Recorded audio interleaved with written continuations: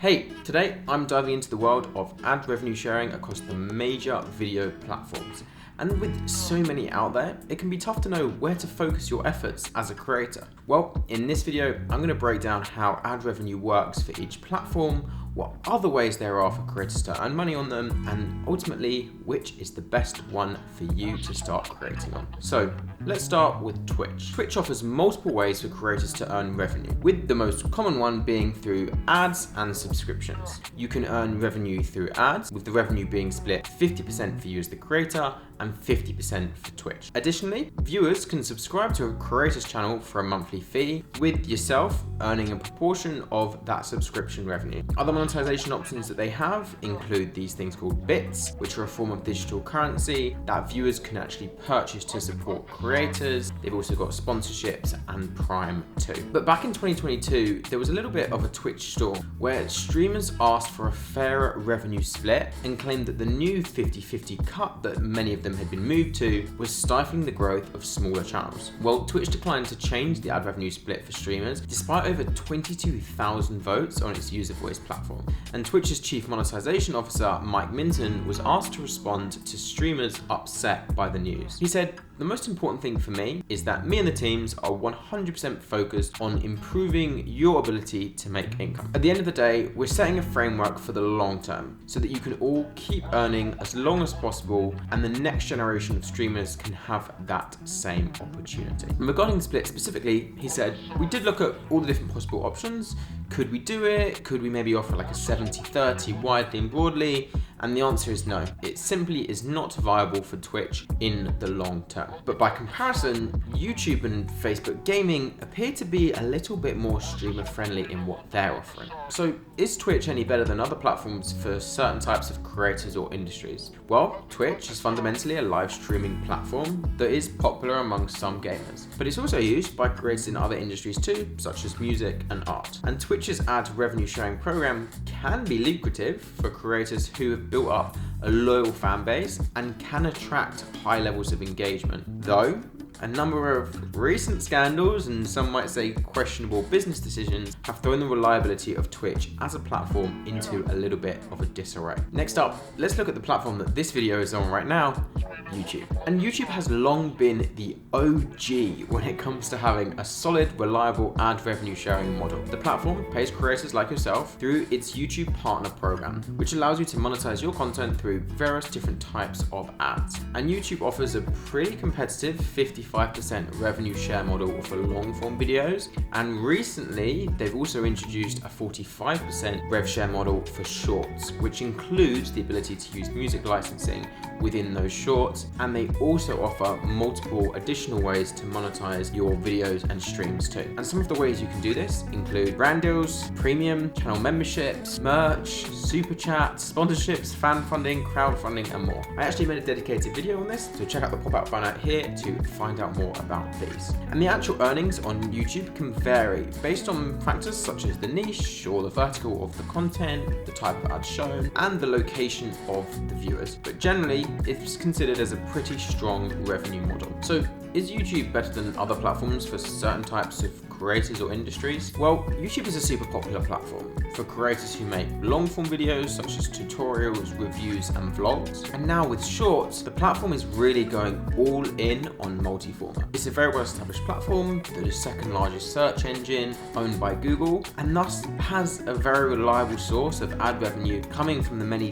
thousands of advertisers that pay for those Google ad campaigns. It's also a pretty great platform for creators really in any type of industry, in part due to all the different format types that are possible on the platform. The ad revenue sharing program on YouTube has been going for years and is generally a well-established, well-liked program, making it a pretty reliable source of income for creators like you. Switching gears, let's have a look at Facebook. Now, Facebook has a part of their platform called Facebook Gaming, which has actually waived all revenue for now in favor of streamers. However, there is a little bit of a catch. This is only for subscriptions purchased on desktop, even though mobile devices account for almost 80% of their viewership. Otherwise, the revenue split is 70-30. What's more, Facebook Gaming allows streamers to set the price of subscriptions, even if their overall viewership lags behind a platform. platform like Twitch. So there's a few other ways to monetize on Facebook through ad breaks, fan subscriptions, brand collaborations, fan support, paid online events, marketplace, branded content, and even the rights manager. So is Facebook better than any other platforms for certain types of creators or industries? Well, because this program mostly sits under gaming, obviously there's a kind of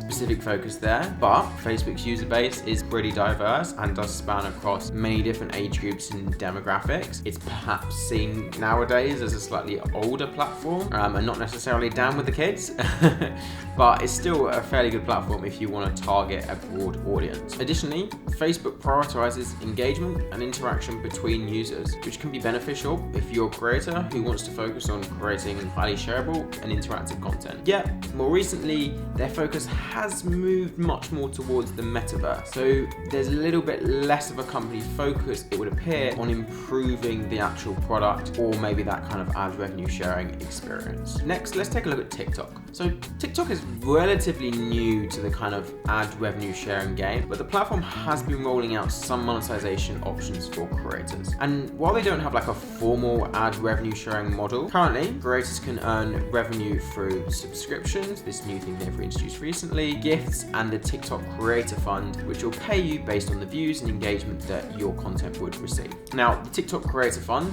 is basically an incentive to reward users who have attracted sizable engaged audiences on the platform with self-produced content based on how well their videos perform. That money is then distributed after the content is published, and the compensation is entirely dependent upon the organic reach that your actual content gets, as opposed to like paid ads or something like that. The payment scheme for the TikTok Creator Fund is complex and is in constant flux. The rates are determined dynamically depending upon the number of videos published by fund members. And obviously, if there's more creators taking part in the program, that means there's going to be more creators that will share the funds allocated. The fund launched in 2020 and started with a $200 million pot in the US and $70 million in Europe. And again, exact numbers fluctuate as rates are determined by a variety of factors, but generally speaking, according to Hootsuite, members can receive about 2 to 4 cents per 1,000 views. So if you are a creator putting in 1 million views per month on the platform, you're probably going to be able to add about $40 to your bank account, which is not exactly quit your day job money.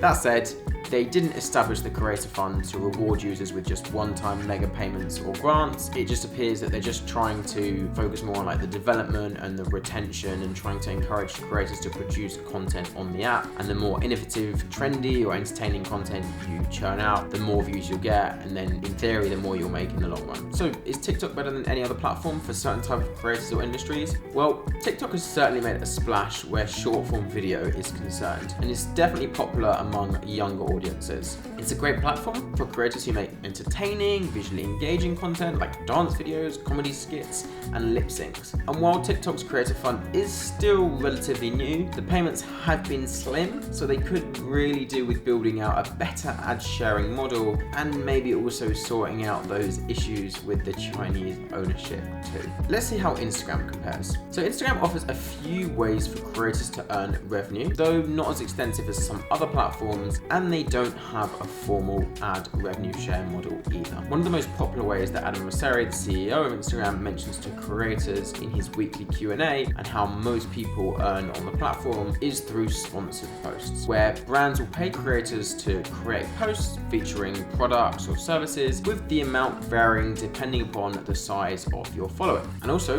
the engagement levels of your audience. The second way you can kind of monetize on Instagram is through affiliate marketing, like promoting a product or service to your audience and then earning a commission for any sales that result from that promotion. You can include like an affiliate link in your Instagram bio or maybe in posts, or you can do like a link sticker story to drive traffic to the product or service that you're promoting, and you can sometimes do like some shopping integrations on the Instagram product itself. In certain countries, they've also got live badges, which are like virtual badges that viewers can purchase during a live stream to show support and appreciation for your content. The price of these badges ranges from 99 cents to $4.99, and creators earn up to 55% of the revenue generated from these badge sales. The other thing that Instagram had was the Reels Play Fund, and this was probably the closest thing they had to an ad revenue sharing model, where they paid creators to hit benchmarks for short form videos on Instagram and Facebook. But a little bit controversial, commercially, it's coming to the end, and the change is going to affect creators on Facebook and any US creators on Instagram. Ultimately, the Reels Play program has had its ups and downs since Meta launched it in 2021 to try and find a way of competing with other video platforms. Initially, some creators saw huge payouts, sometimes tens of thousands of dollars, but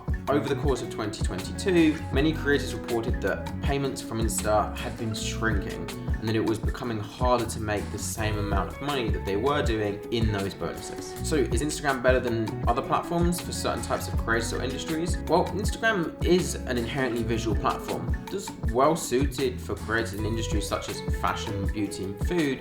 And if you want to, you still can post like photos and carousels, even with their recent focus on Reels. And while the ad revenue sharing options on Instagram are pretty limited, the platform is still a relatively good place for creators to build a following and attract brand deals and sponsorship. Alright, the new kid on the block that I even debated putting in this video, Kick. Kick is this all-new streaming platform that's now in beta, and it's backed by Tyler Trainwreck Nickum, and markets itself as a creator-friendly site with plenty of what some might say favorable content policies. And Kick is promising a pretty wild 95-5 subscriber revenue split, which is pretty strong compared to other video platforms. And this is on top of a 100% split on Kicks, which is the platform's regular donation service, and creators can also receive these payouts same day. Kick promises an innovative new exclusive creator program, according to Train, where partners won't have to rely on your subscriber count alone every month, and you'll receive a steady income based on hours watched and total viewers you stream to, with an option to be paid out on the same day. However, there's a few critics of Kick's model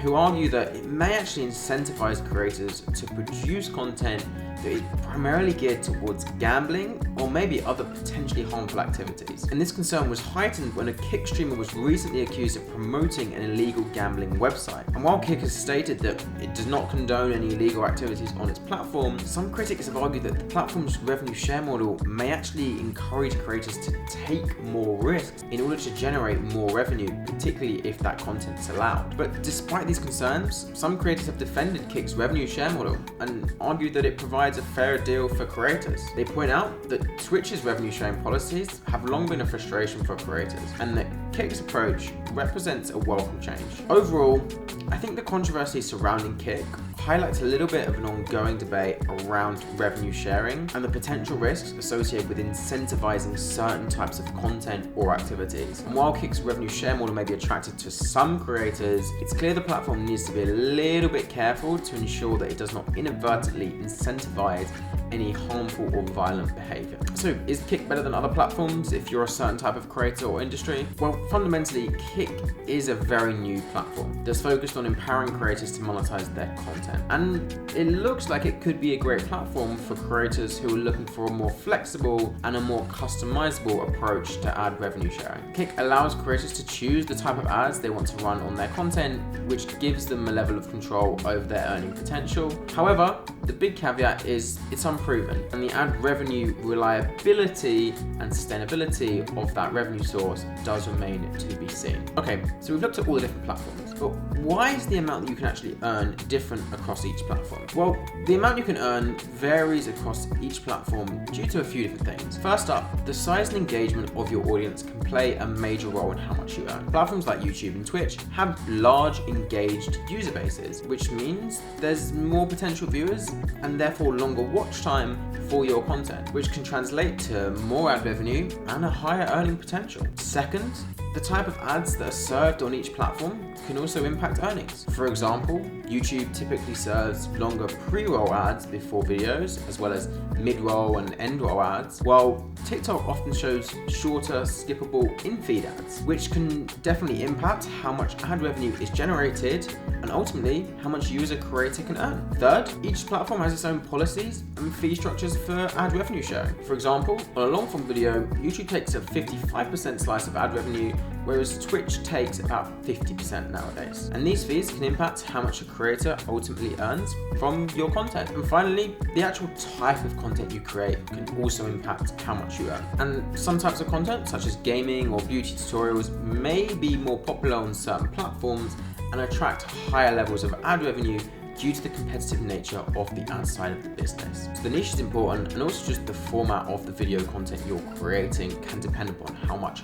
ad revenue is generated. So look, ad revenue sharing is a pretty complex topic that I've tried to break down simply and does require some careful consideration of a variety of factors. However, it's tricky to say which platform is better for certain types of creators or industries, and understanding the differences between each platform's revenue sharing options can help you make an informed decision about which platform aligns best with your content and goals. If you're a gaming or tech creator, YouTube and Twitch have tended to be the better platform for you. Whereas if you're predominantly only creating short form vertical content and you're targeting specifically Gen Z, TikTok has perhaps been more interesting for you. Whereas Instagram may have been more popular if you're predominantly posting photos and occasional reels and you're maybe a lifestyle or beauty influencer. Now, ad revenue and how much you can make on a platform is only one factor that I would consider when you're trying to figure out, oh, should I post more on this platform or less on this platform or whatever. It ultimately depends upon your goals and your resources. And I think if you're just starting out as a creator, I would try to focus on one,